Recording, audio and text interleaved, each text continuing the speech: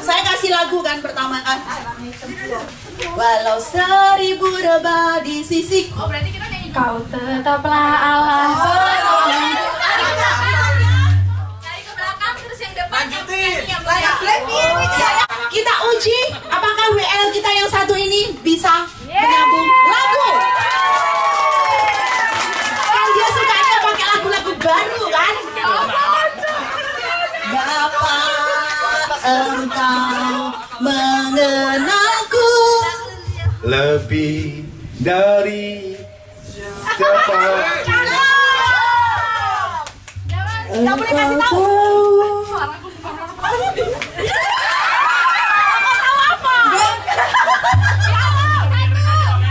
Ceritaku dan isi hatiku.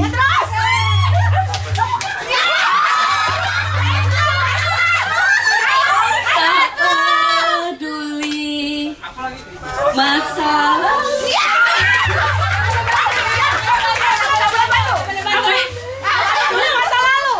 Engkau tetap memiliku.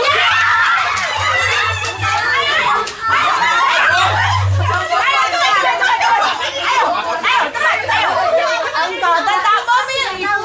Terus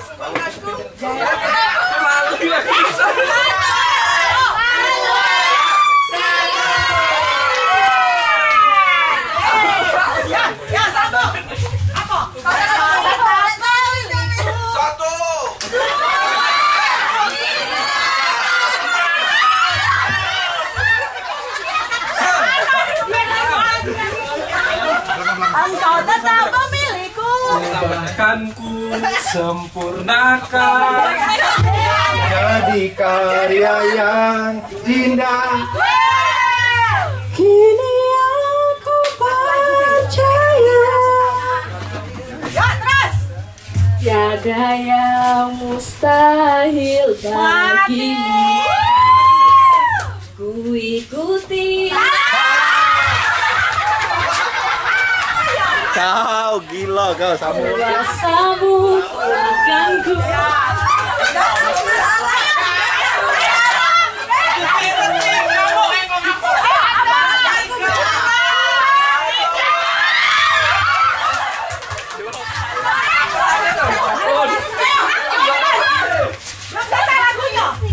dasarku berharap.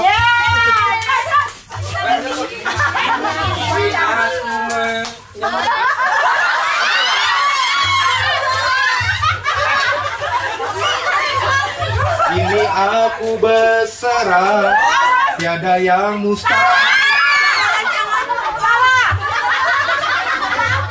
Tiada rancanganmu bagiku.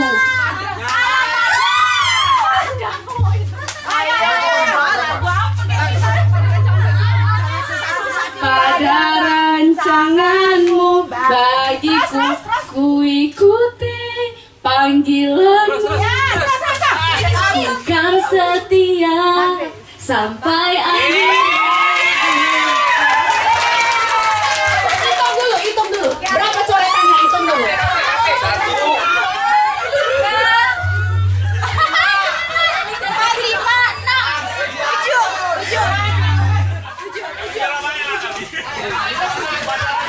Coretannya berapa, Besti? 7.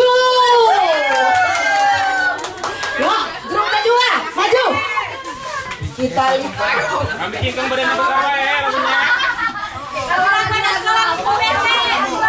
Percaya semua kebaikanku bila nanti tiba waktumu.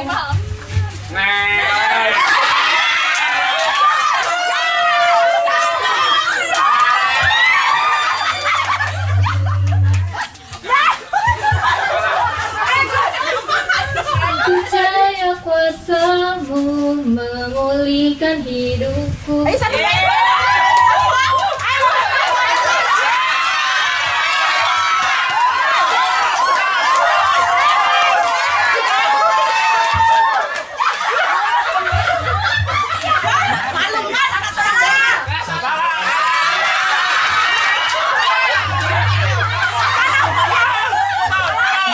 waktu Tuhan pasti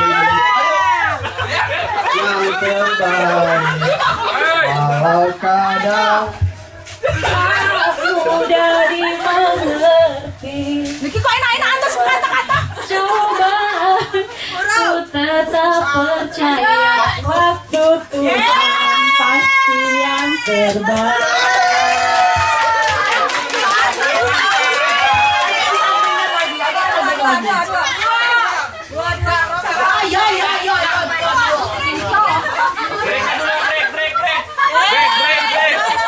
karena sudah malam kita langsung aja ibadah. Ayo bertiga.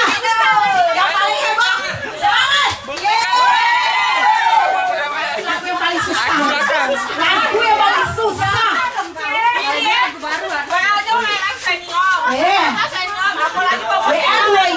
Pemusik PIC ya. Ayo coba yel dulu. 1, 2, 3. Yel.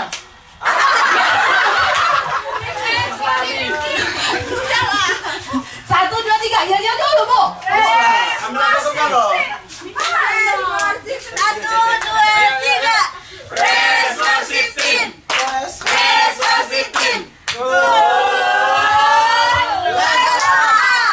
Keep on fire. Siap. Pelukis cakrawala yang sanggup jalan-jalan.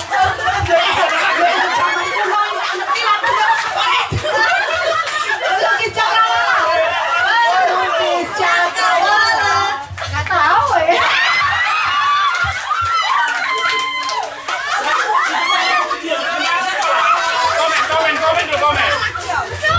Merangkai jagat raya, pencipta alam semesta.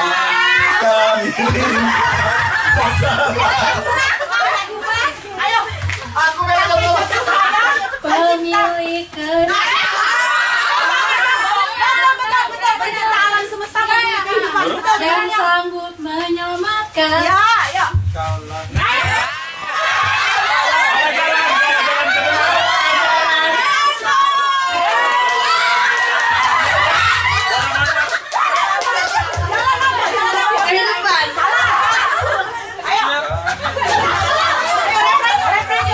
Bawa jalan ke barat.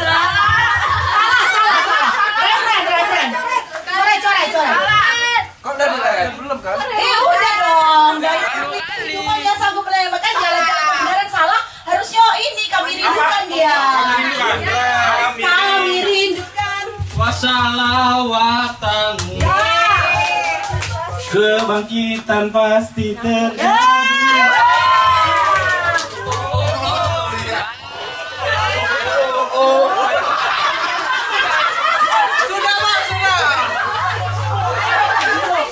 Datanglah dan bertata. Kuat dan berkuasa. Saat hati liar.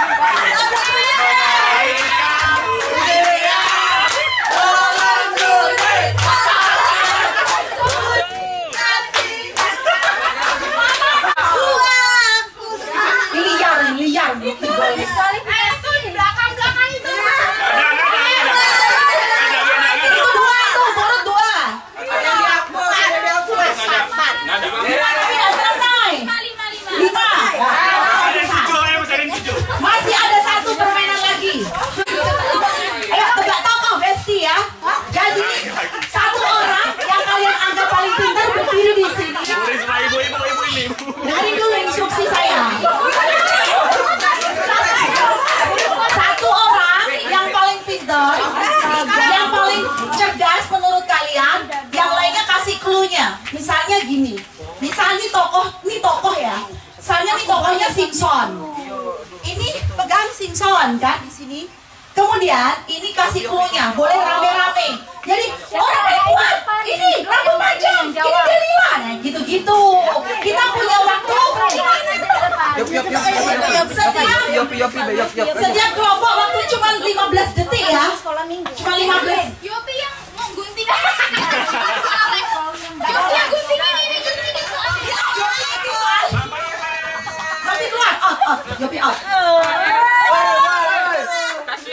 Bisa. Dijolimi Enggak, terus timkan ini. 15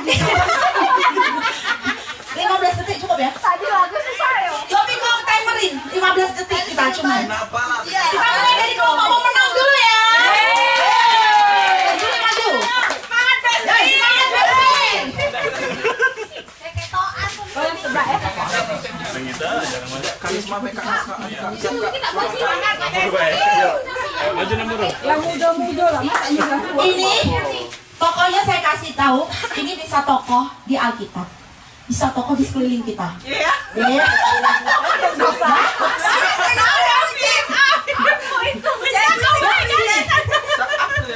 Saya hari apa, Davin? Yang tebak. Aku yang tebak katanya. Ya, Dah. yang kasih clue. Tidak, cluenya bareng-bareng. Satu ini kasih bareng-bareng jadi rame, bareng-bareng. Gitu. Satu aja berdiri di sini, semua ini kasih clue. Tahu yang nembak ya. Yang nebak Davin, yang kasih clue grupnya. Oh.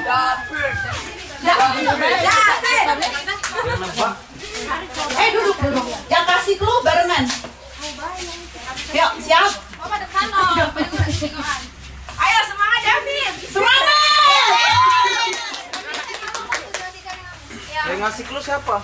Yang kasih clue satu grup. Oke siap. Siap. Terus yang 1, siapa? 2, 15 detik ya. 1, 2, 3. Ini ngomong. Ayo, Raja hampir mati. Yang raja, Pokoknya yang ngasih tahu cluenya. raja hampir mati. Raja hampir mati dan menangisi umurnya. Setelah itu dia ditambahkan umur. Udah. Raja.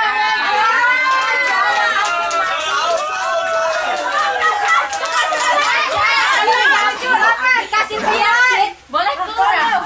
Dikasih penyakit. Ayo.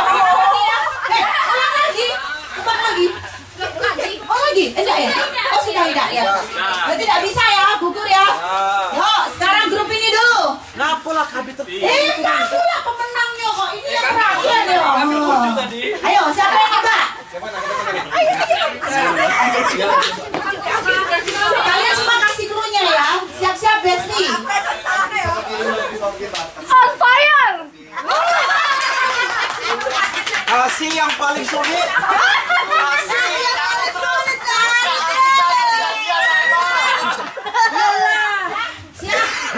Buka kita perjanjian lama sekali. Satu. Dulu belum. Itu kaget sama. 1, 2. Yo, 1, 2, 3. Ini aku. Ayo cepat 1, 2, 3.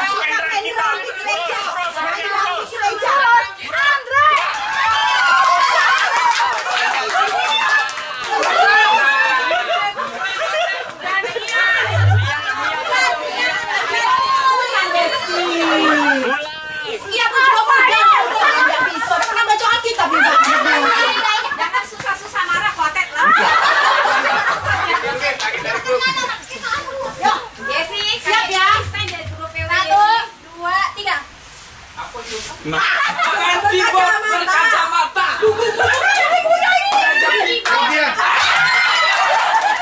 Gampang bang, gampang nian. Tapi balas dendam ini.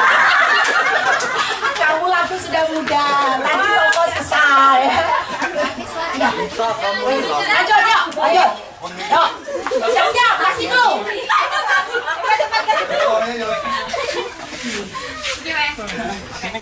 Yuk. 1, 2, 3. Pemain keyboard legend. Jonathan Tamer. Oh ternyata cluenya pemain keyboard legend ya. Boleh dong menerima award akhirnya. Oi, jangan dulu, Mobile Legend aku. Ayo, satu kali putaran lagi. Ayo. Besti. Ayo sudah maju cepetan. Ya. 1, 2, 3. Tak boleh tunjuk, tak boleh apapun. Clue B. Singer. Kurus. Pegawai di Hotel Bill.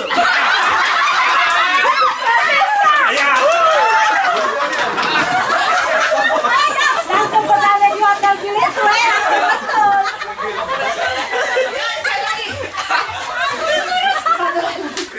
Penghinaan. Oh di saving, baju di saving. Gue yang kurus bukan aku loh. 1, 2, 3. Yang boleh tunjuk orangnya. Orangnya Kameramen. Ellen.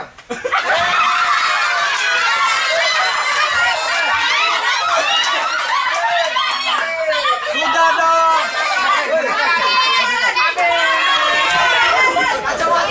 Habis waktunya Eden. Iya, aku tahu.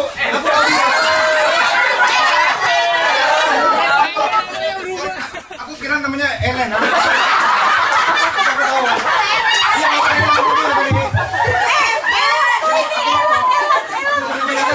Iya, Sama-sama kita mau.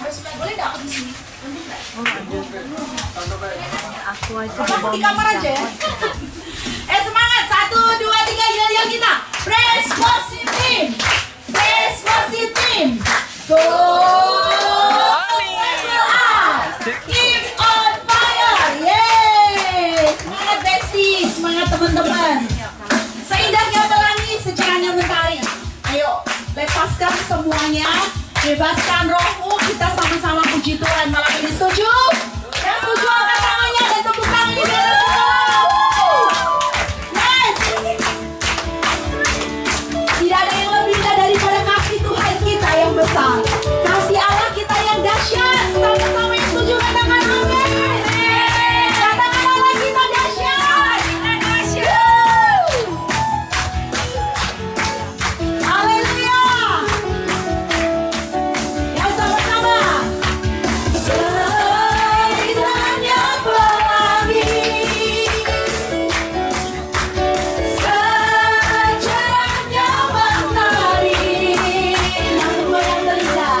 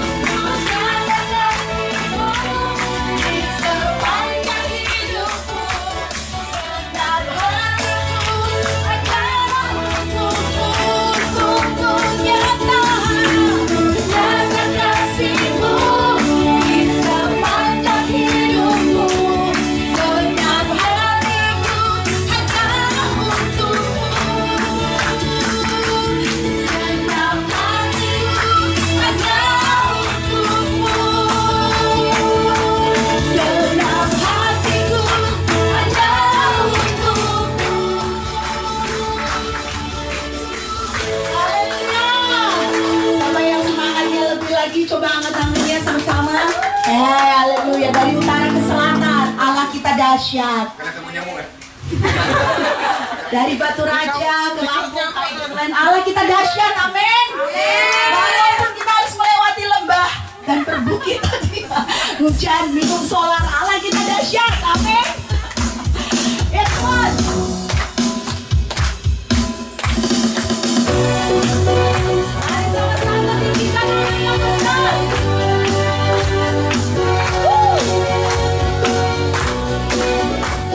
Utara mana ya, utara? Utara mana? Dari utara ke selatan terdengar pujian bagi Allah. Dari barat sampai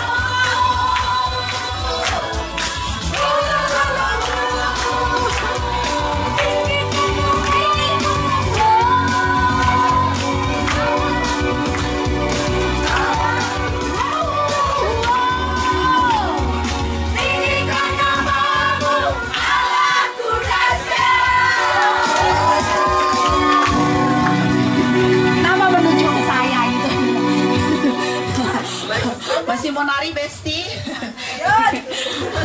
Haleluya, Tuhan baik dan dahsyat. Luar biasa. Amin. Kalian gak seperti lansia. Tapi kalian tim yang on fire. Amin. Pulang dari sini kita pulang dengan dibaharui roh kita. Amin. Kita dibaharui pemikiran kita tentang pelayanan kita. Amin. Mosa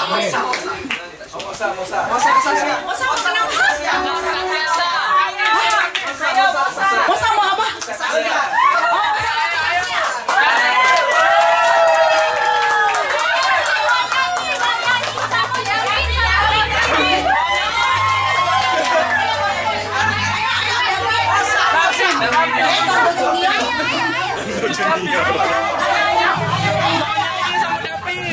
Ayo dan dipersilakan ya. Kita kasih tepuk tangan dulu untuk DM Dari dan Mosa. Iya. Kalau ada apa kita DM dia.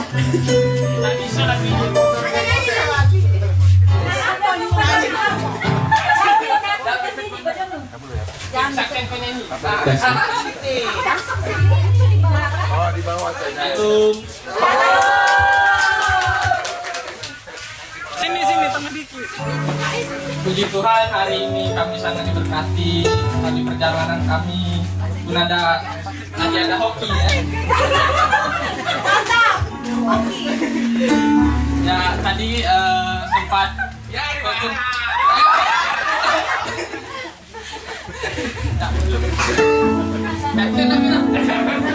Ayo.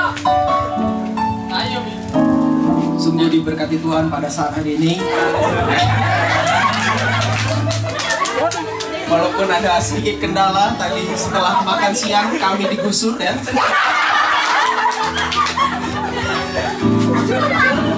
Tapi katanya seperti para istirahat kami sangat diberkati. Saya besar mereka mau melakukan kami. Ayo lanjutkan. Ada untungnya ada ruginya lah. Untungnya di terakhir paten tadi. Terima kasih untuk paten. Terima kasih kok.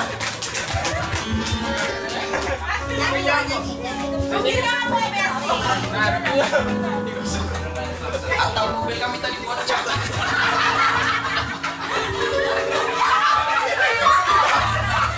Tadi dapat petugas sampai akhir, kita udah boleh apa tadi? Di dalam mobil tuh kami tidak boleh sombong. Kami tadi sempat sombong. Maaf. Kami kesombongan diri kami. Atapnya langsung bocor kanan kiri. Mosa ini mempersembahkan satu buah lagu.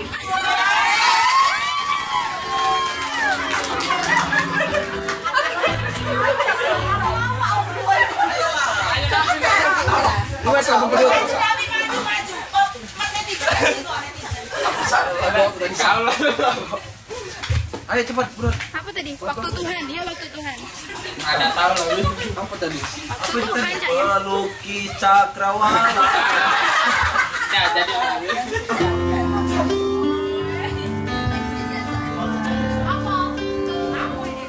tanpa memperpanjang waktu kami cukup sekian dan terima kasih. Karena waktu adalah tidak boleh sia-sia.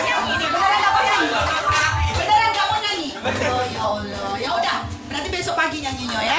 Kasih tepuk tangan dulu dong. Luar biasa.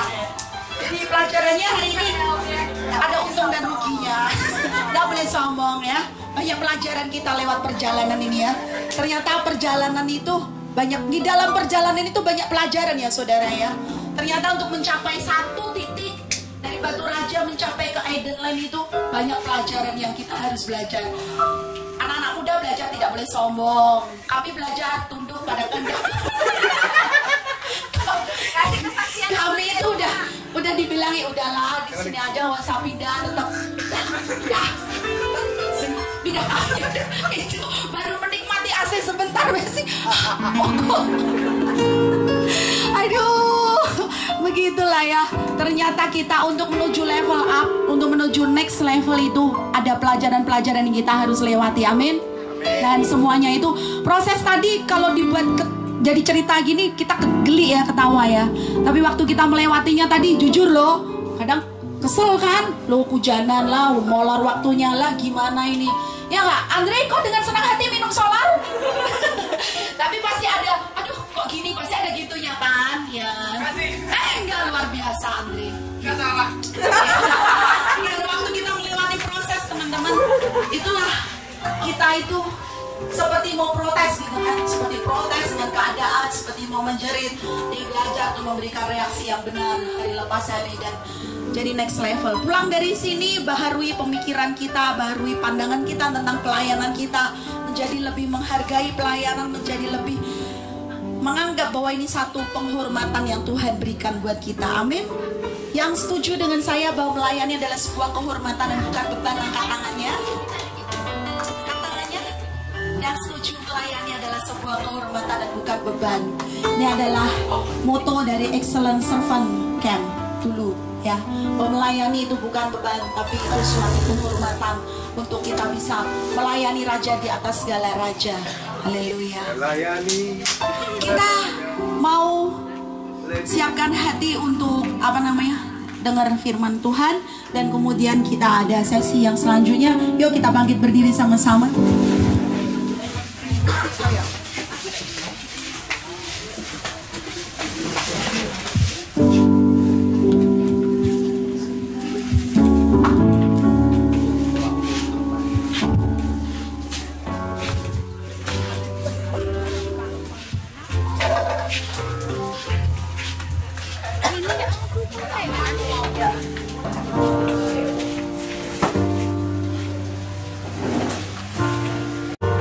Tidak peduli masa lalu kita, Dia tetap memilih kita, mengubahkan, menyempurnakan menjadi karya yang indah.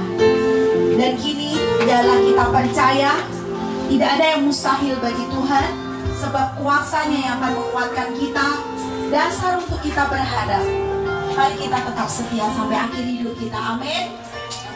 Mari kita katakan pada Tuhan dengan segenap hati malam hari ini, hampiri tahta Tuhan. Buka hatimu sungguh-sungguh di hadapan Tuhan, dan jangan biarkan satu apapun atau siapapun menghalangi hadirat Tuhan malam hari ini.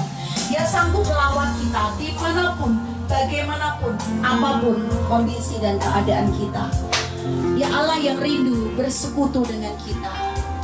Mari malam hari ini di tempat ini, di tempat yang Tuhan berikan bagi kita, yang kita boleh menjejakkan kaki dengan kasih dan anugerahnya, kita naikkan penghormatan kita menjumpai Tuhan, kita duduk di kaki Tuhan, katakan, Bapa, aku rindu pada Engkau. I miss you Lord. Haleluya. Aku mau Engkau membasahi hatiku malam ini.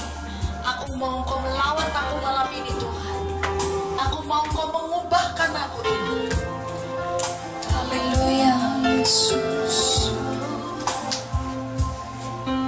Bapa, Engkau mengenalku lebih dari siapapun. Engkau tahu ceritaku dan isi hatiku.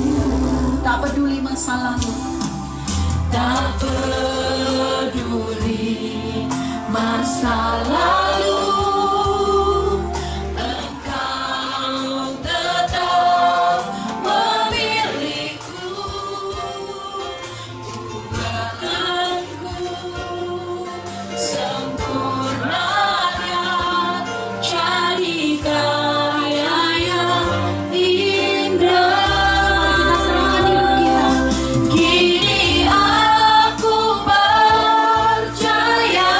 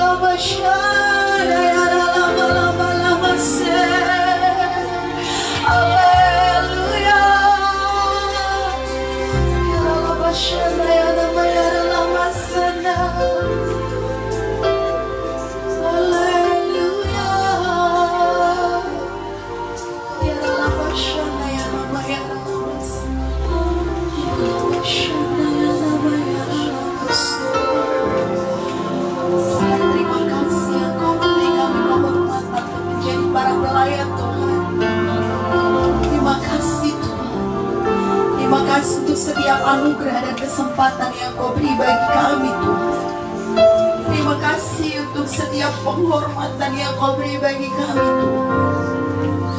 Terima kasih ya Rama Shana ya Rama ya Rama Rama Rama Se. Haleluya. Kau Tuhan, Kau Tuhan yang ajaib. Haleluya. Kini aku berserah, ada rancangan-Mu bagiku. Ku ikuti kehendak-Mu, Kan setia sampai akhir hidupku. Mari katakan dengan segenap hati. Kini aku berserah pada rancangan-Mu bagiku. Ku ikuti panggilan-Mu, bukan setia sampai akhir hidupku.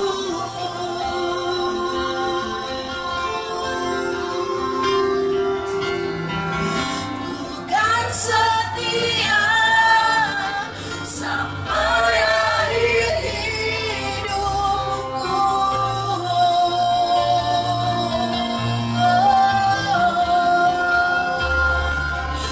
Bukan setia sampai akhir hidupku.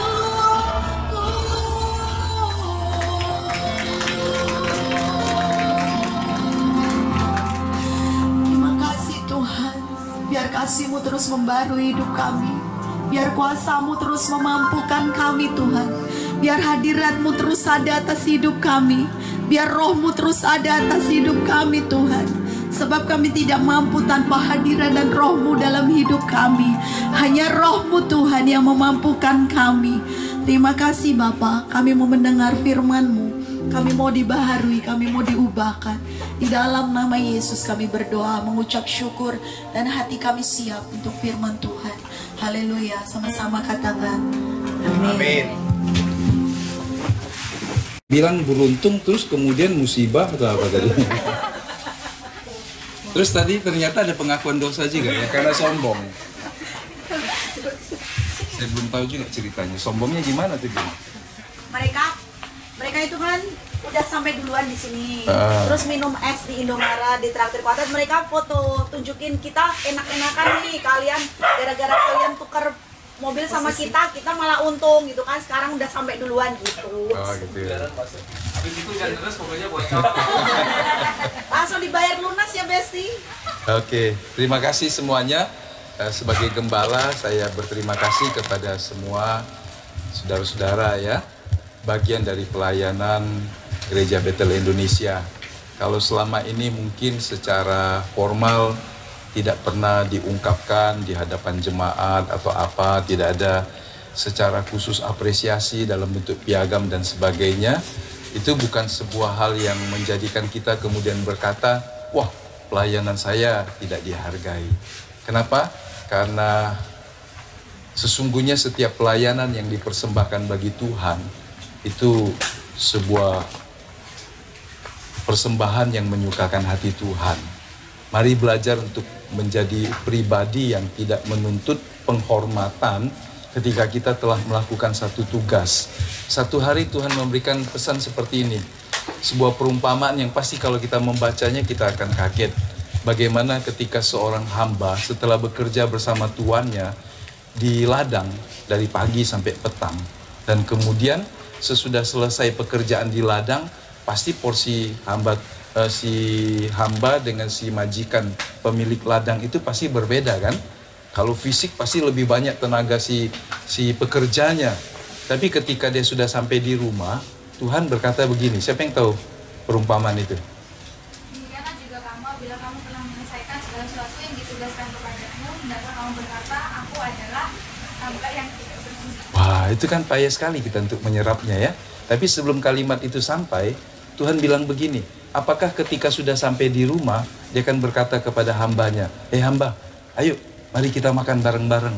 Bukankah itu sebuah bentuk ucapan terima kasih, penghormatan, penghargaan. Tapi ternyata Tuhan mengatakan si pemilik lahan itu tidak berkata begitu. Dia bilang, ikat pinggangmu, kencangkan, kemudian layani aku, makan sampai selesai, baru sesudah itu kau. Wah, itu kalau kita tarik dalam konteks sekarang, pasti kita berkata, majikan ini sungguh tidak berperasaan. Majikan ini sungguh tidak tahu bagaimana menghargai jerih lelah. Bukannya dia diajak makan bersama. Pada bagian yang lain Tuhan berkata, makan bersama itu gambaran sebuah persekutuan. Tapi ketika dia berbicara tentang kehambaan, dia ingin menekankan sebuah kebenaran. Seorang hamba tidak punya hak untuk menuntut apapun bagi dirinya. Supaya apa? Supaya kita tahu bahwa kita cuma hamba. Itu sebuah kalimat yang pasti kita tidak mudah mencernanya.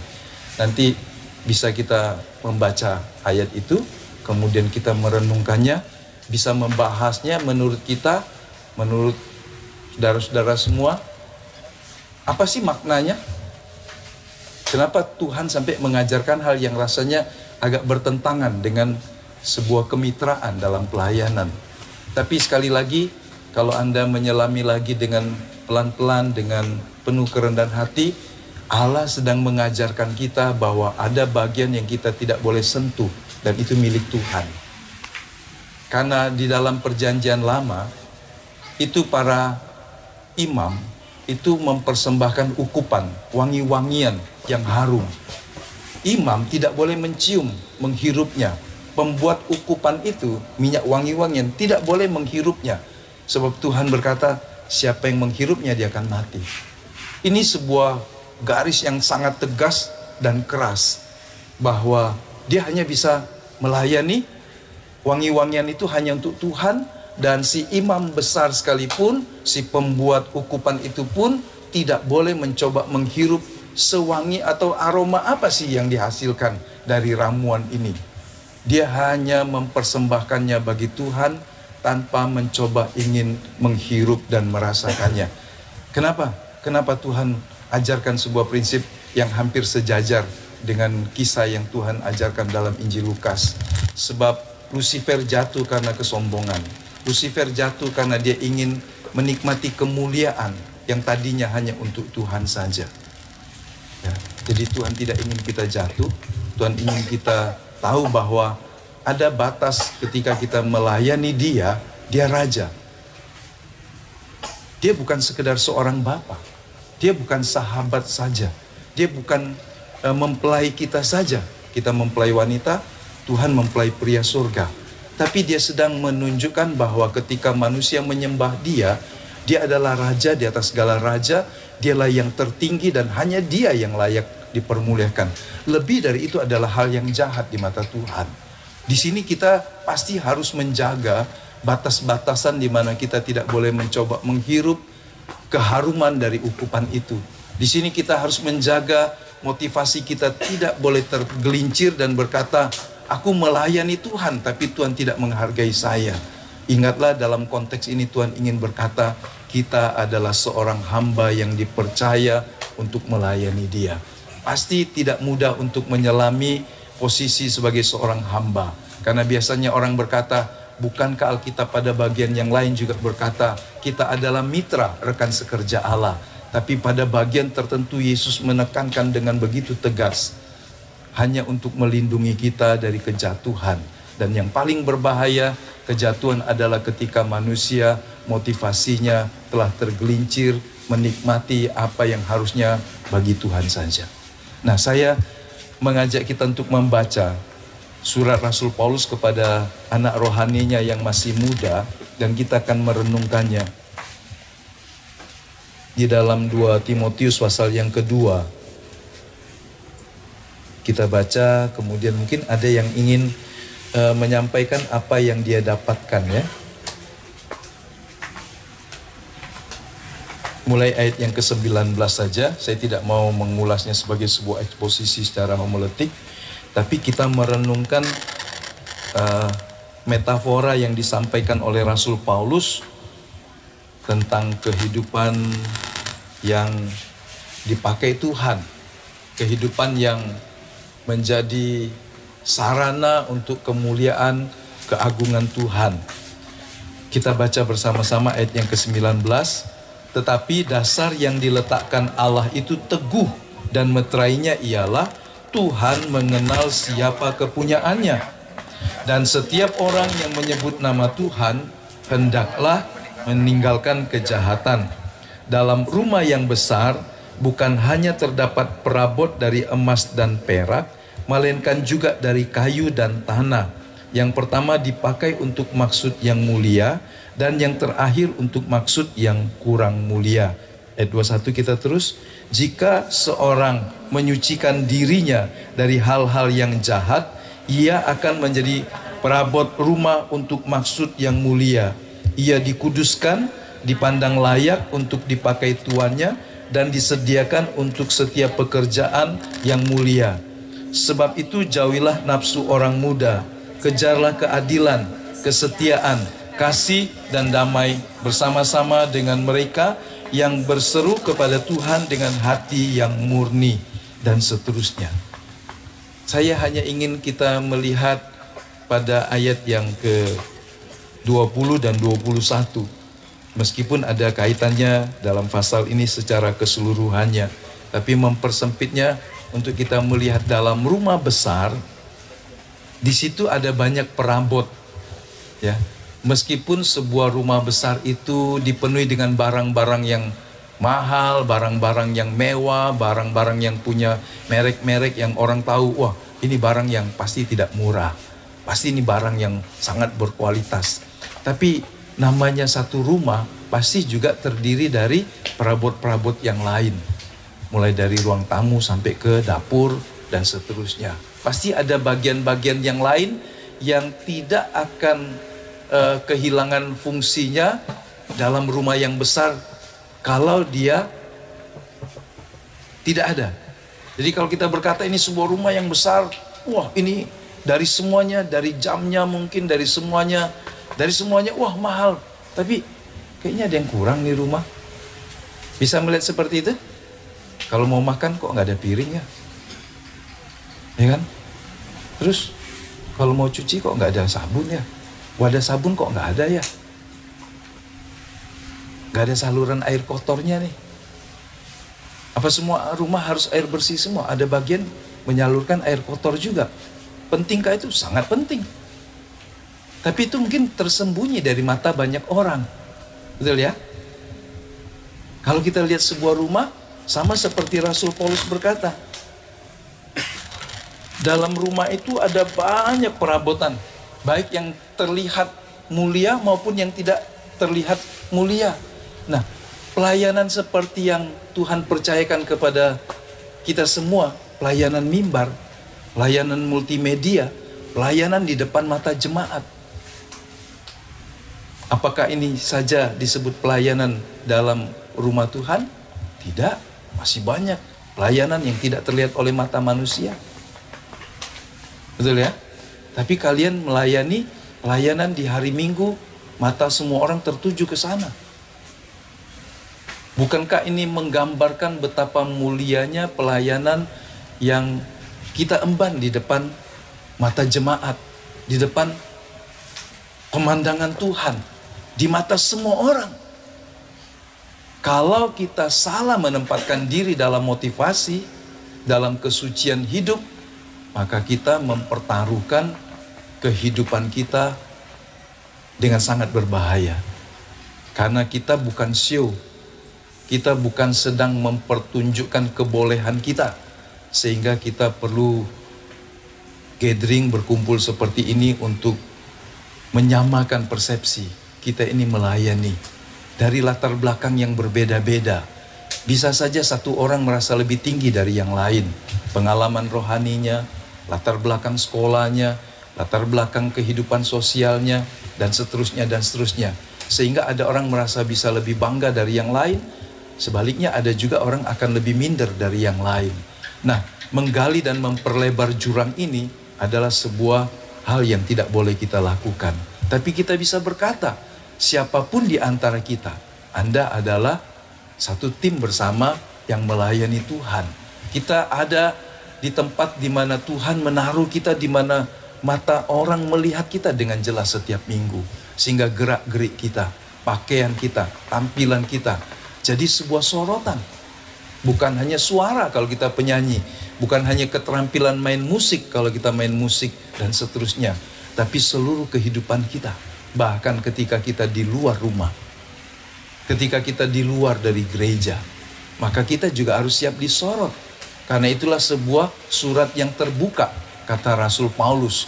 Jadi kita melihat hal yang paling penting di sini dikatakan, kalau orang dikuduskan, disucikan, maka ia dipandang layak untuk dipakai tuannya. Karena Allah itu suci.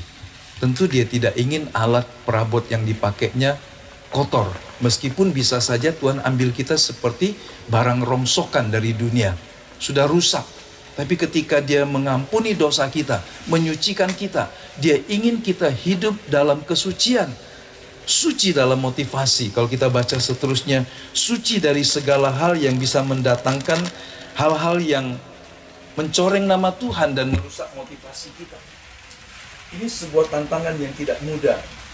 Kenapa kemudian Rasul Paulus berkata tentang jauhilah nafsu orang muda? Karena kita rata-rata masih muda semua kan? Yang paling muda di sini baru 60 kurang kan? Ya kan? Yang paling muda Bu Risma kali 50 lebih. Ya. Ya. Makwo. Ini makwo nih. Ya kan? Tapi kita semua yang lainnya lebih muda lagi usianya. Tapi nafsu orang muda, apa nafsu orang muda? Apa itu hanya dimiliki oleh orang yang lebih muda? Orang muda itu mungkin lebih berangasan, lebih ingin menunjukkan eksistensinya dan seterusnya. Tuhan ingin kita menjauhi hal-hal yang menjadi ciri dari orang muda. Hawa nafsu, rasa ingin dihargai, rasa tidak senang kalau tidak dihormati dan seterusnya. Kadang-kadang kita lupa bahwa kita melayani Tuhan. Kita bukan pamer talenta, kita bukan pamer keterampilan, kita bukan pamer pakaian, kita bukan pamer semuanya. Tapi semua kita lakukan untuk kemuliaan Tuhan.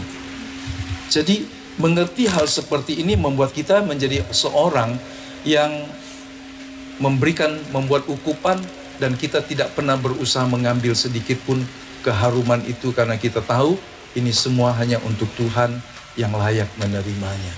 Bahaya sekali.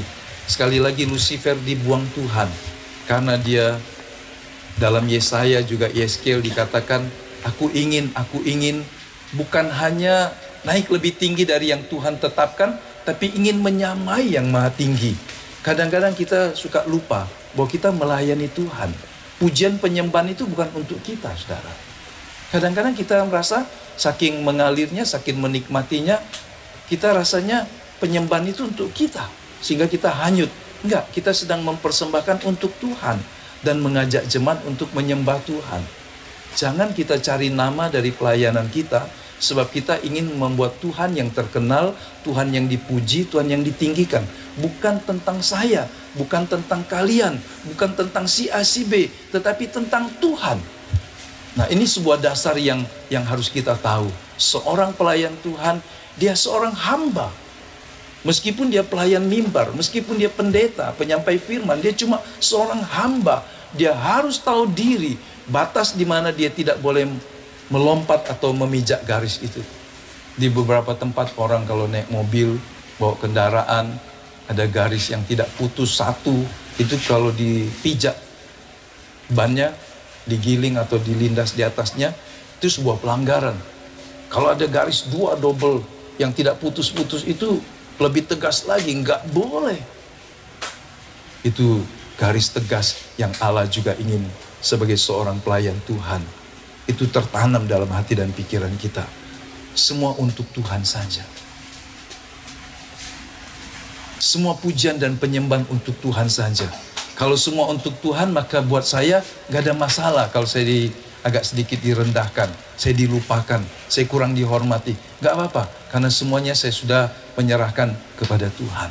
Sehingga kita tidak terluka, kita tidak mudah kecewa, kita tidak mudah sakit hati kalau orang koreksi kita dalam evaluasi.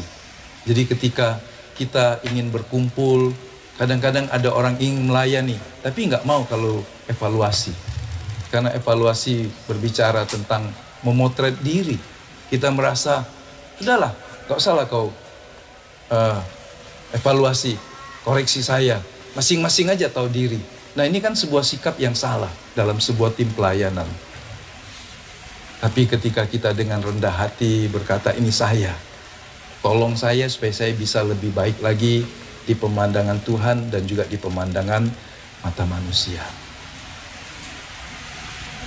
Tuhan ingin kita mengerti bahwa kita adalah satu pribadi yang sangat dikasihinya dan Dia mempercayakan kita tugas yang tidak semua orang mendapatkannya. Ya kan? Ada orang yang melakukan lebih banyak dari kita sebetulnya, tapi mereka tidak pernah terlihat. Ada orang menopang pelayanan dengan doa, dengan air matanya, dan tidak terlihat. Kita setiap minggu terlihat, tapi kadang-kadang kita tidak punya hati yang sungguh-sungguh mengasihi Tuhan. Itu bisa terjadi, karena kita merasa ini tugas. Apalagi kalau kita tidak terlalu senang dengan penjadwalannya dari sisi waktunya. Saya cuma mau hari ini saja, hari yang lain saya nggak mau.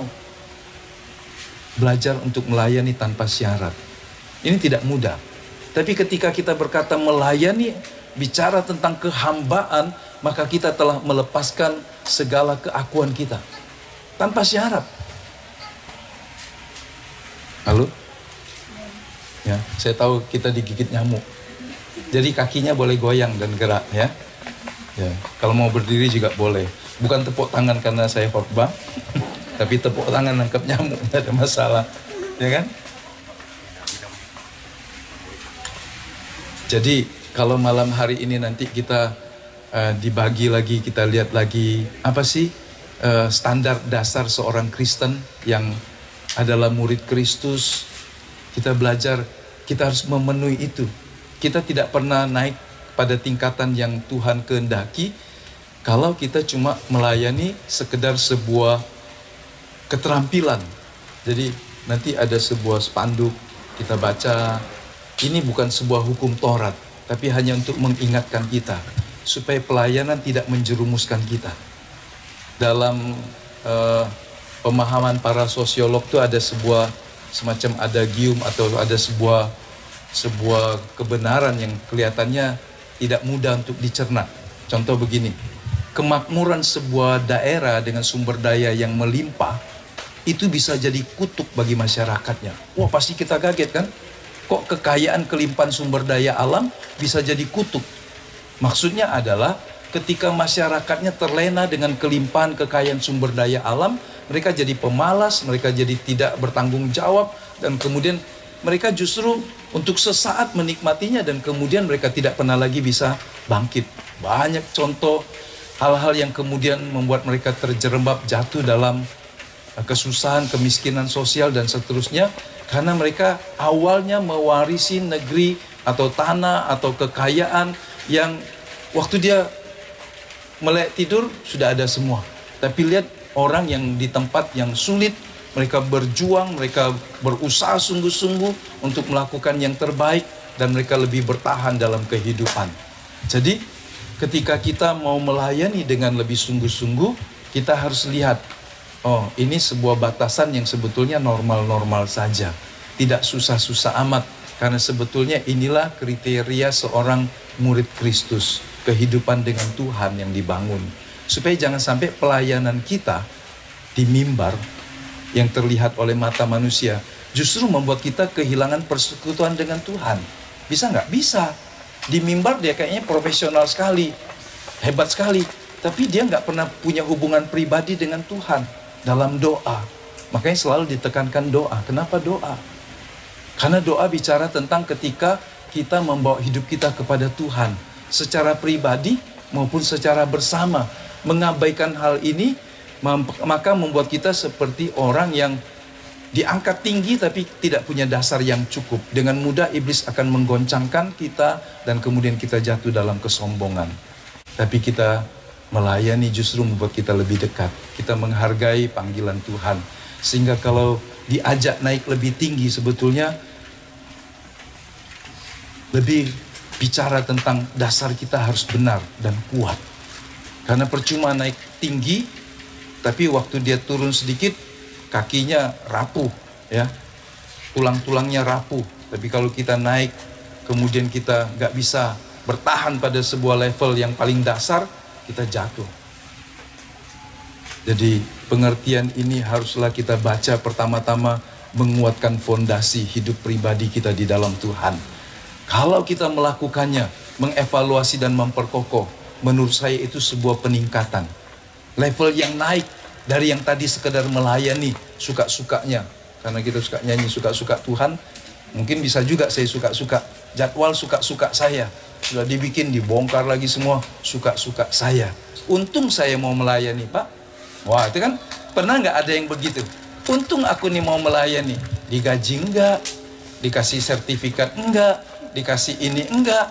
Untung loh aku nih melayani. Mau, ya kan? Kemudian kita merasa kita berhak untuk mendapatkan sebuah privilege. Kita merasa kita harus diperlakukan secara istimewa. Tapi malam hari ini kita merendahkan diri kita di hadapan Tuhan. Dan berkata, Tuhan, melayani Engkau adalah sebuah kehormatan. Ya, ingatlah, selalu dari dulu saya menekankan, saya tidak menekankan hal-hal yang hanya sekedar profesional. Tapi hidupnya nanti rusak, sayang. Jadi saya ingin kita semua terampil, makin skillnya semakin bagus. Tetapi yang paling utama adalah manusia rohaninya. Karena saya tidak ingin sebagai gembala, pelayan-pelayan mimbar bagus, tapi hidup rohaninya morat-marit. Ya kan, sesudah mungkin karena sesuatu hal pindah keluar kota, karena sesuatu hal mungkin merantau ke negeri yang lain, kemudian dia justru nggak pelayanan. Saya sering lihat ada teman-teman di satu kota, wah dia kayaknya, wah orang bilang, wah dia sekarang sudah kayak jadi pendeta loh. Tapi kemudian dia habis sama sekali. Gak ada jejak sama sekali. Dia seorang yang mengasihi Tuhan, seorang yang pernah melakukan pelayanan yang membuat orang berkata, wah dia kayak pelayanan pendeta loh. Ngeri gak hidup seperti itu? Di satu masa dia begitu kelihatannya hebat, sehingga orang berkata, wah dia lebih dari pendeta mungkin dalam beberapa hal. Tapi dalam waktu yang berbeda, tidak sangat lama, kemudian dia jadi orang yang bahkan ke gereja pun sudah nggak mau. Berhubungan dengan Tuhan dalam doa pribadi, dia sudah enggan. Kenapa? Salah satunya pasti motivasinya salah. Ya, mari kita menguji motivasi kita. Ketika kita menjadi semakin murni, itulah level up yang kita capai. Waktu kita memperkokoh hidup pribadi kita dengan Tuhan, membangun lagi komitmen mesbah kita dengan Tuhan, persekutuan dengan Tuhan, itu juga sebuah tingkatan yang sedang kita selangkah lagi naik lebih tinggi lagi. Ya, jadi jangan lihat ini terlalu fantastis kemudian wah akan ada sesuatu. Enggak, lakukan dulu sesuatu yang tidak kita lakukan sebagai seorang murid Kristus. Paham maksud saya ya? Mari kita melakukan apa yang selama ini belum kita lakukan sebagai murid Kristus. Itu adalah sebuah fondasi yang kuat dan itu adalah dasar yang teguh untuk kita terus melayani Tuhan. Satu waktu mungkin kita tidak jadi pelayan mimbar lagi, tapi kita tetap ingin melayani Tuhan. Ya, jangan bilang begini, kalau aku nggak di depan lagi aku nggak mau pelayanan. Jangan ya, pelayanan sangat luas. Kalau Tuhan percayakan kita di pelayanan mimbar, maka itu sebuah kehormatan yang kita harus bersyukur untuk itu. Dan Tuhan saja dipermuliakan. Mengasihi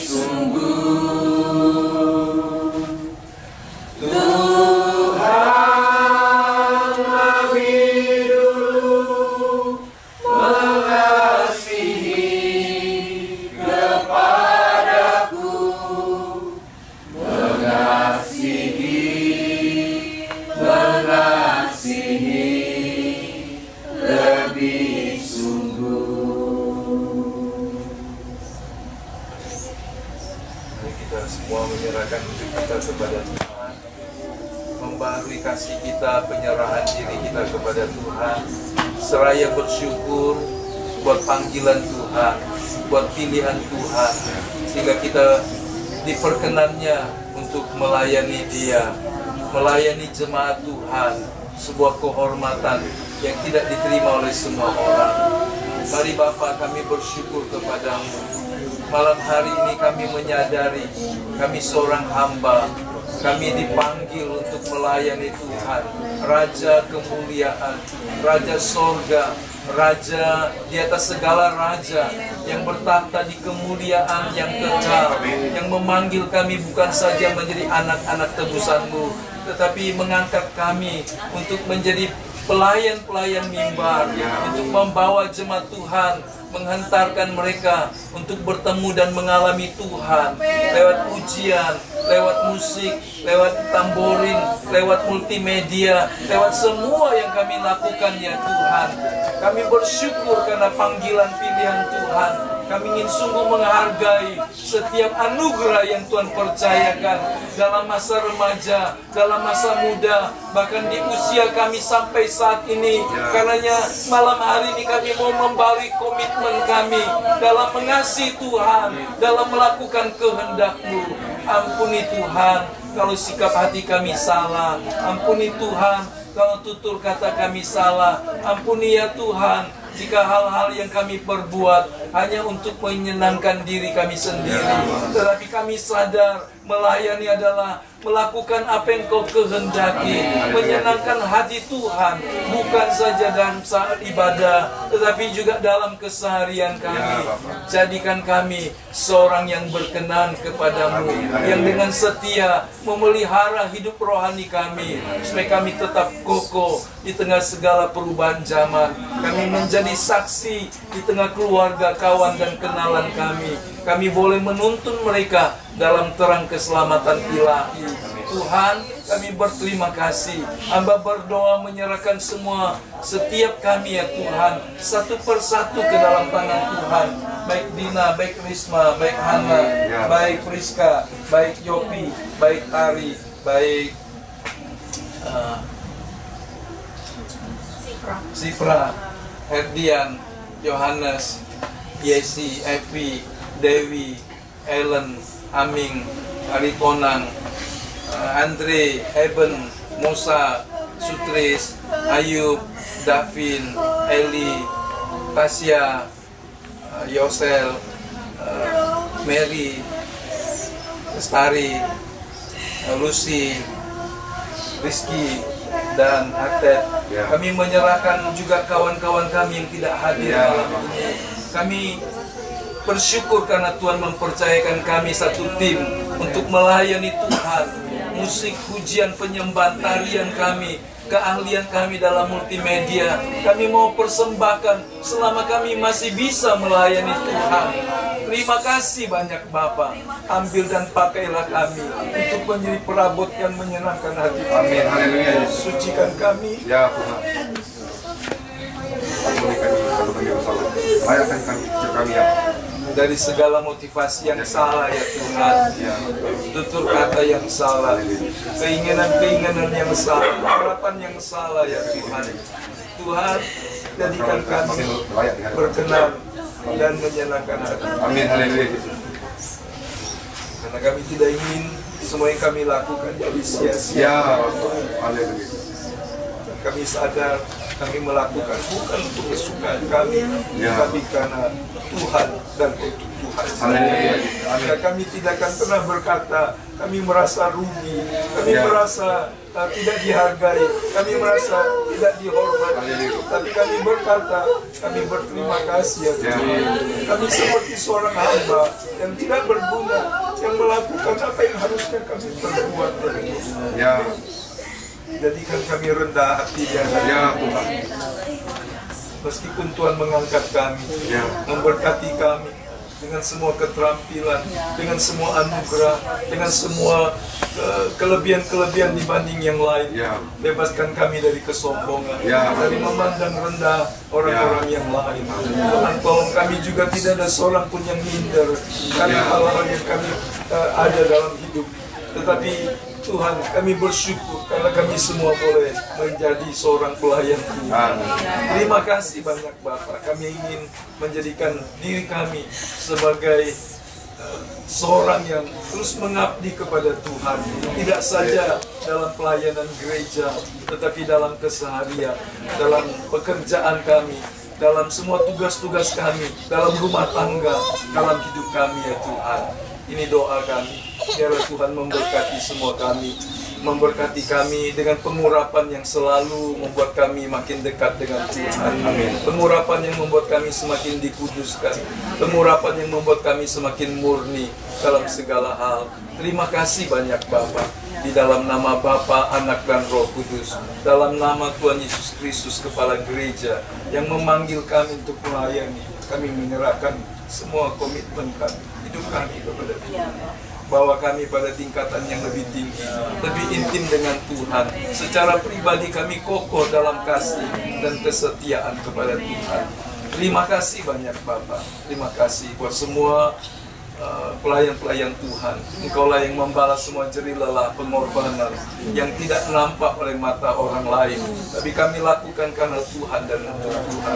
Tuhanlah yang membalas dan memberkati. Terima kasih banyak Bapak. Kami mengucap syukur di dalam nama Tuhan Yesus. Haleluya. Amin. Kita percaya pada pagi hari ini, di tempat ini kita bersama bersekutu untuk menghadap tahta Tuhan. Kita bersyukur atas kebaikan Tuhan pada pagi hari ini. Kita ada sebagaimana kita ada pagi hari ini semua karena kebaikan Tuhan.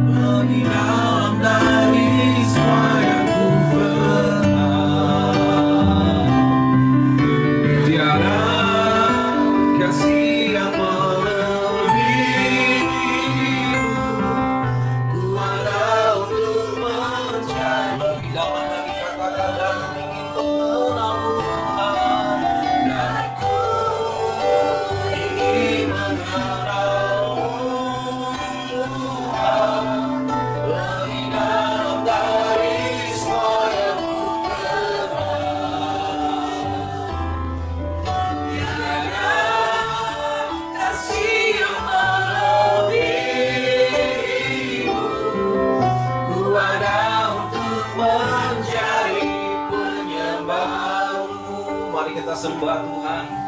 Berikan penyembahan-Mu yang terbaik bagi Dia.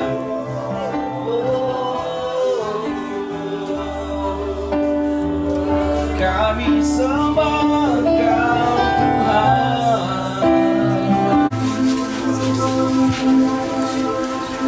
Sama-sama bergandeng tangan, mendoakan satu sama lain.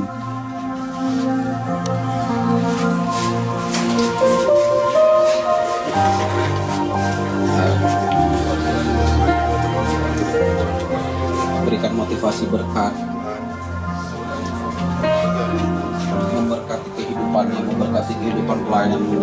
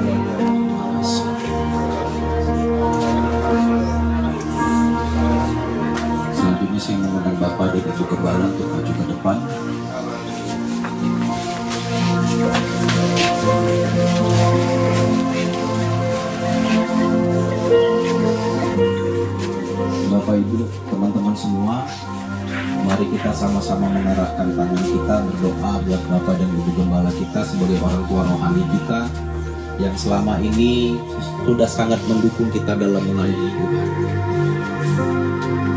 Yang mau datang, mau berdoa langsung, mungkin mau berpegangan sama Bapak Ibu Gembala, silahkan maju ke depan. Saya persilahkan, yang mungkin ingin mendoakan secara langsung juga silahkan, dari tempat duduk juga silahkan. Mari kita arahkan tangan kita sama-sama berdoa secara khusus buat Bapak Ibu dan Gembala kita.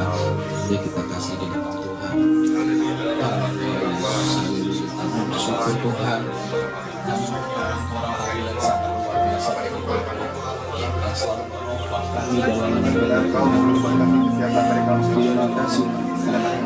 Terus berikan mereka bagi kami dan selalu kualifikasi kami, doa kami berikan mereka kesehatan Tuhan, berikan mereka kekuatan Tuhan dalam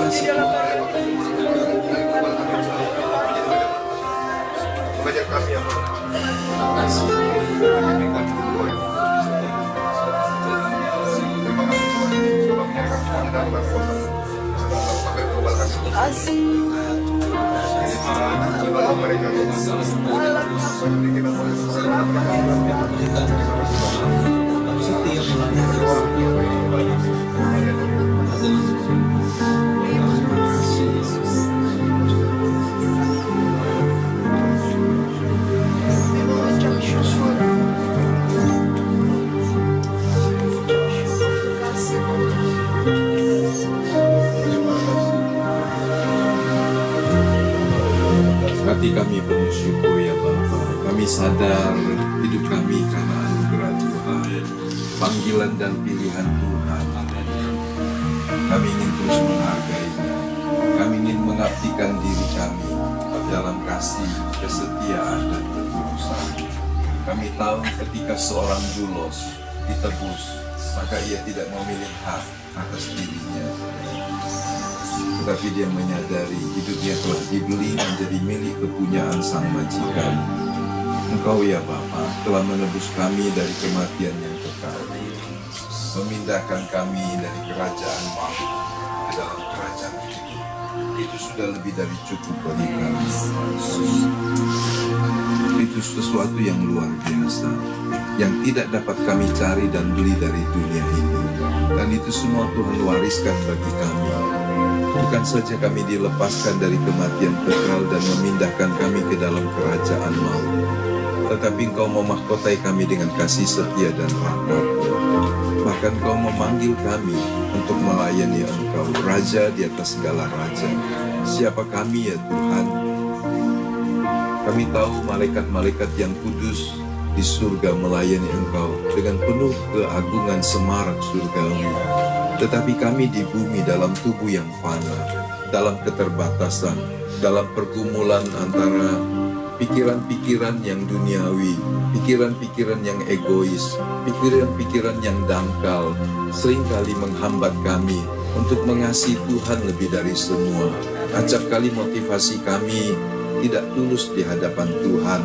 Acap kali kami melakukan semuanya bukan dengan hati seorang hamba yang melayani Raja di atas segala raja, tapi kami karena merasa berhak, kami merasa lebih berhak, kami merasa lebih pandai, kami merasa lebih pintar. Ampuni kami ya Tuhan.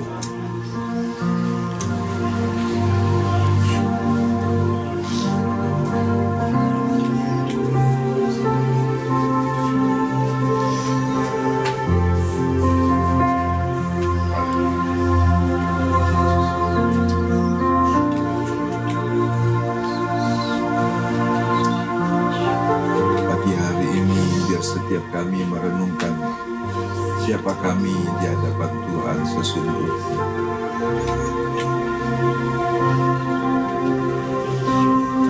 Kami menyerahkan tubuh, jiwa, roh kami kepada Tuhan. Tidak ada pengorbanan yang terlalu besar bagi Tuhan, baik hidup kami, baik waktu kami, tenaga kami, harta kami.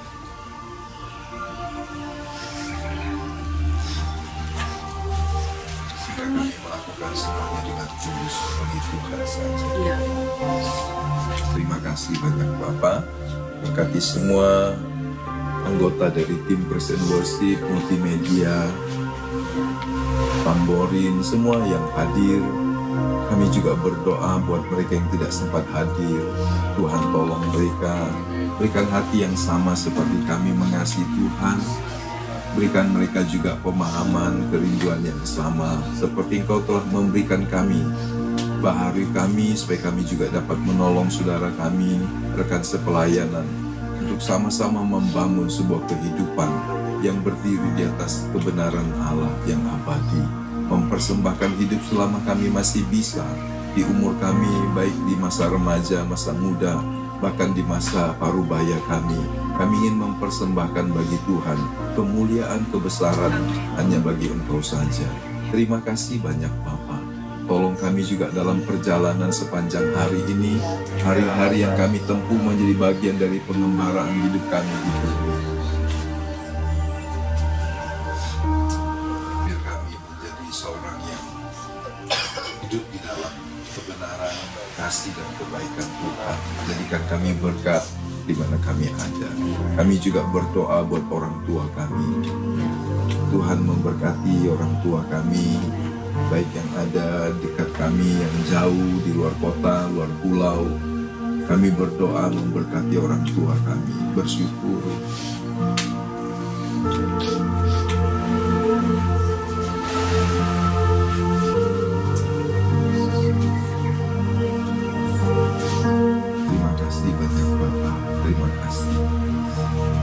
Berdoa buat anak, istri, suami, buat adik-adik, kakak. Kami berdoa buat mereka semua. Terima kasih banyak. Kami mengucap syukur di dalam nama Tuhan Yesus. Haleluya. Amin. Begitu. Oke, terima kasih buat semuanya. Silakan duduk, saya mau baca Lukas pasal 17 yang kemarin saya buka sedikit, hanya sebelum kita sarapan satu.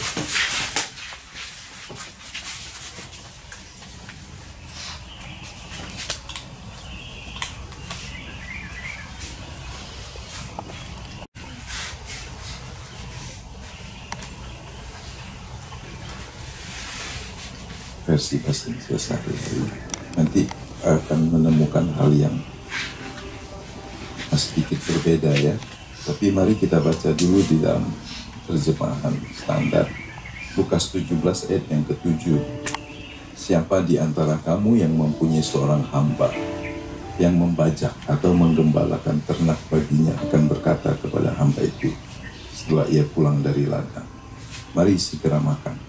Bukankah sebaliknya ia akan berkata kepada hamba itu, sediakanlah makananku, ikatlah pinggangmu dan layanilah aku sampai selesai aku makan dan minum, dan sesudah itu engkau boleh makan dan minum.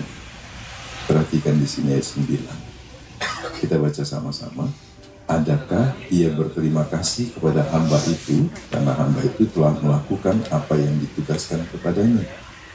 Demikian jugalah kamu apabila kamu telah melakukan segala sesuatu yang ditugaskan kepadamu, hendaklah kamu berkata, kami adalah hamba-hamba yang tidak berguna, kami hanya melakukan apa yang harus kami lakukan. Nah, kenapa Yesus sampai berkata begitu? Sebab kita harus tahu dalam konteks seorang doulos, karena kata hamba di situ dari kata doulos. Seorang doulos telah dibeli oleh majikannya dan dia mengabdikan hidupnya. Ketemu majikan yang jahat pun dia tidak berkuasa menolak. Meskipun dia melakukannya mungkin dengan kesalahan. Karena dia tetap manusia. Tapi kalau majikannya sangat baik, maka dia berkata, puji Tuhan, aku dilepaskan dari majikan yang kejam. Karena kalau dia dibeli dari pasar budak, bisa saja dia diperlakukan tidak manusiawi. Pasar budak zaman dulu sesuatu yang nyata. Dalam konteks zaman itu, bahkan di Amerika pun sampai abad yang ke-19 itu masih ada perbudakan. Nah, secara rohani kita diperbudak oleh iblis. Sangat kejam, keji, jahat, mengeksploitasi masa muda sehingga banyak orang muda berkata, wah ini masa bahagia. Tapi dia tidak tahu dalam perbudakan dosa, dalam perbudakan iblis, tidak ada hal yang baik sedikit pun dalam hidup seseorang. Dan ketika Tuhan membebaskan kita, apa yang kita bisa sikapi? Apakah kita berkata, sudah sepantasnya saya jadi anak Allah? Atau kita berkata, hanya karena korban Kristus yang sempurna, hanya karena kasih yang agung itulah, saya bisa menjadi anak-anak Allah yang maha tinggi. Kalau orang suka lupa dengan siapa dia di dalam Kristus, dan orang yang di luar Kristus yang belum ditebus, yang belum diselamatkan, maka orang gampang hidup dalam ketidakadaan arah. Ketiadaan arah itu bisa membuat orang berputar dalam pengembaraan. Israel pernah hidup seperti itu dan Tuhan murka atas hidup mereka karena mereka orang yang tidak tahu diri, sampai Alkitab berkata tegar tengkuk. Jadi itu sebuah kejahatan yang sangat serius karena tidak menghargai Tuhan. Setiap ada masalah yang disalahkan Tuhan. Setiap ada masalah mereka ingin kembali ke hidup yang lama di Mesir. Mereka berkata lebih baik kami menderita tapi sedikit makan bawang. Apa artinya bawang? Apa artinya sedikit makan? Padahal mereka menderita ratusan tahun, menangis menjerit setiap malam. Karena itulah Tuhan membebaskan mereka. Tapi ketika Tuhan ingin membawa mereka kepada kehidupan yang lebih tinggi, lebih indah, bangsa merdeka, mereka tidak bisa membayar harga. Kalau kita mau level up, pasti kita harus bayar harga, ya kan? Bagaimana anak yang bisa lulus SD kalau dia tidak mau ujian? Bagaimana orang mau naik jabatan kalau tidak mau dievaluasi? Jadi orang yang mau naik pada tingkatan yang lebih tinggi, dia harus bayar harga. Dan di mata Tuhan, seorang yang naik harga adalah, naik tingkatan adalah dia semakin mengenal siapa dia setelah dia bergaul dengan Tuhan. dia makin mengasihi, makin menghargai Tuhan. Jadi hamba yang tidak berguna ini, dia sadar tidak ada sedikit pun hak untuk dia untuk mengambil pujian dan hormat bagi dia. Kalau kita sudah berkorban banyak tenaga, waktu, pikiran, iblis mungkin bisa mensusupi gagasan yang lain. Wah, kau pantas dihargai. Wah, kau pantas. Dan seterusnya. Kalau kita tidak mendapat apa yang kita anggap pantas menurut gagasan iblis, gagasan dunia, maka kita kecewa dan sakit hati. Tapi seorang hamba akan terjaga. Dia tidak akan sakit hati karena dia tahu sejahat-jahat atau seberat-berat pun tugas ini jauh lebih baik, jauh lebih mulia menjadi seorang budak yang ditebus oleh darah Yesus daripada hidup di dalam dosa. Tuhan kiranya terus menolong kita untuk terjaga dari alur yang menyimpang, sehingga kita jangan sampai karena satu hari dalam kata yang sama ada kalimat berkata begini, lemparkanlah hamba yang tidak berguna ini ke dalam kegelapan yang paling gelap. Hamba yang tidak berguna itu berarti orang yang juga sudah ditebus, tapi dia tidak bisa hidup seperti mau dari tuannya, mau dari majikan. Jadi mari mengenal Tuhan seperti nyanyian tadi. Itu doa dari Rasul Paulus, seorang yang tahu banyak, tapi dia masih selalu ingin mengenal Tuhan. Membaca Alkitab, berdoa, menyembah Tuhan, itu sebuah ungkapan dari kehidupan yang mau mengenal Tuhan lebih dalam lagi. Miliki semangat itu, semangat untuk terus mencari wajah Tuhan dan hidup di dalam perkenanannya. Tuhan berkati kita semua. Amin. Terima kasih buat semua tim anggota Christian Worship, Tamporin, Bukit Media, yang saya tidak sebutkan satu persatu. Kenapa? Kita cuma hamba, ya. Kalau namanya tidak dimunculkan di depan, kalau tidak dipuji-puji, kalau tidak ada sebuah apresiasi dan tepuk tangan, tidak ada masalah. Karena kita seorang hamba yang melayani Tuhan. Dia saja yang layak menerima pujian. Haleluya. Tuhan memberkati. Acaranya saya serahkan.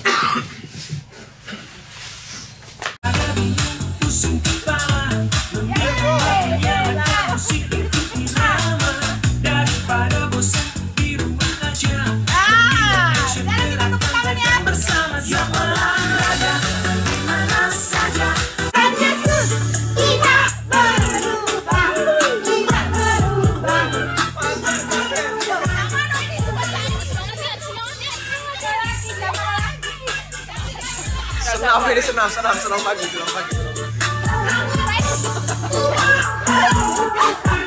Mana Gasel?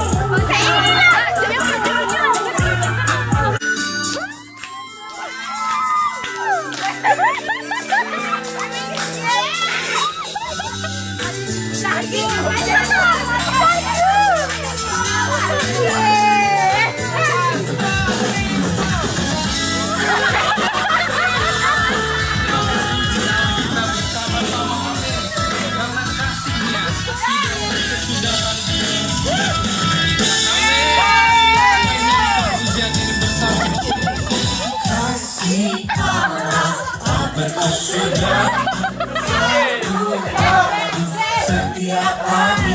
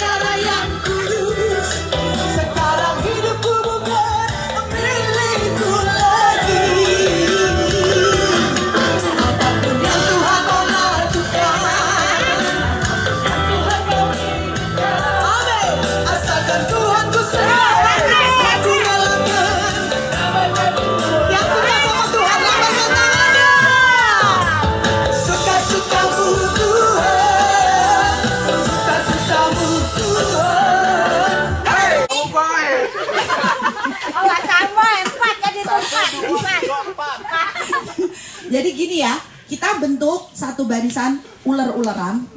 Tim 1, tim 2, tim 3. Yang paling belakang itu pilihlah dan tentukan itu ketua tim kalian yang bisa memberikan arahan. Dengerin, cluenya yang bisa memberikan arahan.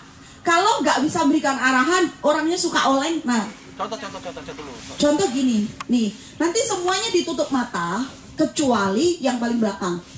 Bentuknya jadi ular, jadi dari depan sampai nah begini. Di depan situ ada bola, ya. Ada beberapa bola. Tim yang paling banyak ngumpulin bola dalam waktu yang sudah ditentukan akan menjadi tim yang menang. Mengambil bola dengan mata tertutup seluruh tim dan hanya dipandu oleh yang paling belakang. Contoh. Depan. Yo sambil ngomong kiri, mah itu. Tidak. Cuman komandonya dari sini. Oh, komandonya cuma dari setirnya dari di setir. Setirnya di bahu. Jadi kan itu kan baris panjang kan? Boleh ngomong nggak? Boleh. Jadi yang paling belakang kan kayak ini, setir kan. Nanti yang terima ini juga harus komando ke depannya. Jadi kalau gini, misalkan nih, perang. Yuk kita bergini. Nggak boleh ngomong tapi bisik boleh. Yuk, yes. 1, 2, 3. Oh. Ya, kalau turun. Nah, kalau disuruh turun gitu. Sini aku bantu ya. Bolanya nih, kayak gini nih bola. Ya, 1, 2, 3. Press positif. Press positif. Level up. Keep on fire. Yes. Dicek dulu. Tim 1.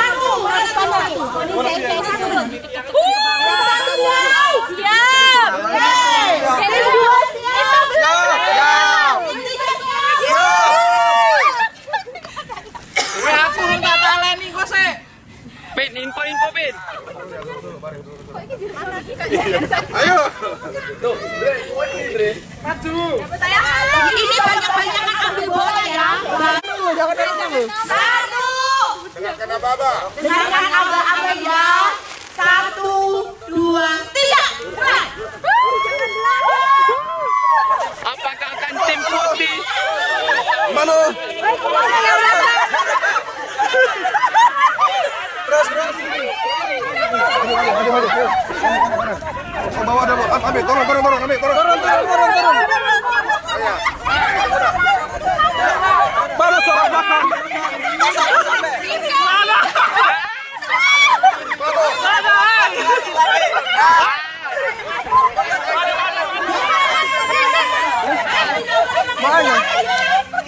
Mana?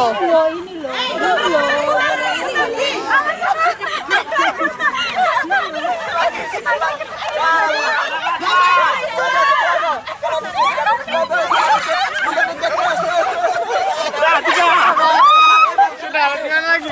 Putar balik.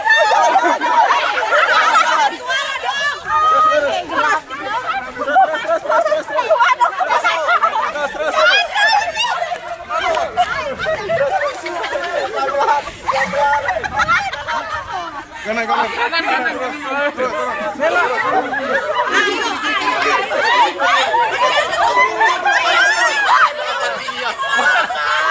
Lagi. Dari mana, Bang?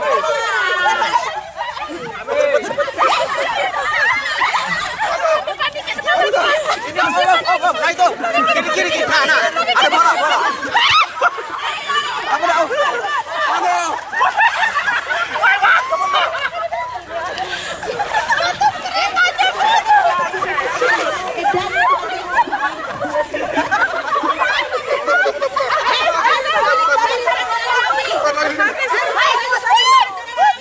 Balik ke barisan kamu kita balik. Sudah.